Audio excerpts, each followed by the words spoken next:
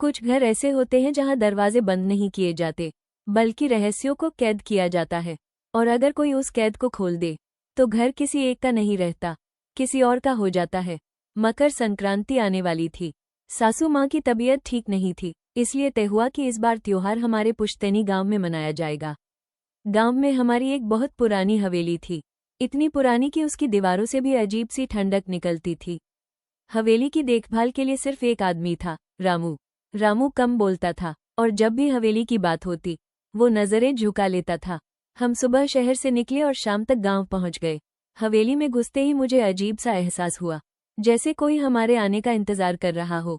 रात का खाना हुआ, सब सो गए, लेकिन मैं देर तक जागती रही, क्योंकि हवेली के पीछे से चलने की आवाजें आ रही थीं। सुबह मैंने पूछा, सासू माँ ने बस इतना कहा, पीछे मत जाया करो। अगले दिन सासू माँ ने सब रिश्तेदारों को बुला लिया। पूरा घर हंसी खुशी से भर गया। मकर संक्रांति के दिन छत पर पतंगे उड़ रही थी, नीचे रसोई में पकवान बन रहे थे।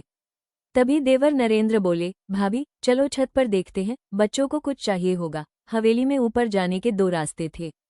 एक रास्ता साफ, उजाला और सुरक्षित था। दूसरा रास्ता पीछे का था, अंधेरा, सीलन भरा और सालों से बंद। सासू माँ ने साफ मना किया था, उस रास्ते से कोई नहीं जाएगा, लेकिन चेतावनी टूट गई।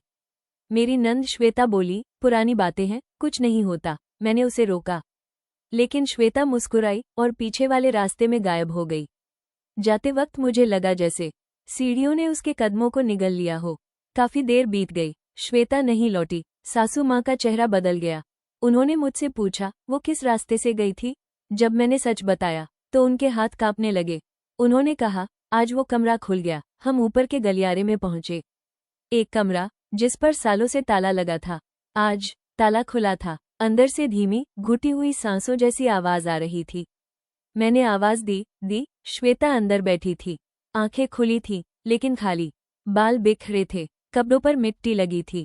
सबने उसे बाहर निकाला। होश आने पर श्वेता बोली, मैं गिर गई थी, लेकिन किसी ने मुझे पकड़ा था। किसी ने कहा था, अब तू इस घर की है। तभी मेरी नजर उसकी पीठ पर गई। एक काला साया उसकी रीढ़ से चिपका हुआ था। वो साया सिर्फ मुझे दिख रहा था। उसकी आंखें सीधे मुझ पर थीं। उसने कहा, तू जानती है यह हवेली क्यों बची है? मैं कुछ बोल नहीं पाई। उसने कहा, क्योंकि हर पीढ़ी में एक रक्षक होता है। पिछली रक्षक थक गई थी, अब तू तैयार है। अगले ही पल वो साया मेरे शरीर के आर पार चला गया। सबको लगा मैं बेहोश हो गई, लेकिन सच ये है, उस दिन के बाद मैं कहीं नहीं गई। क्योंकि आज गांव में लोग कहते हैं, मकर संक्रांति के दिन हवेली की छत पर एक औरत खड़ी दिखती है। वो बच्चों को नहीं देखती, वो पीछे वाले रास्ते को देखती है, क्योंकि अब वो रास्ता फिर से खुलने वाला है, और इस बार रक्षक थक चुकी है। और सबसे डरावनी बात यह है, अगली संक्रांति रक्षक बदलने वाली है।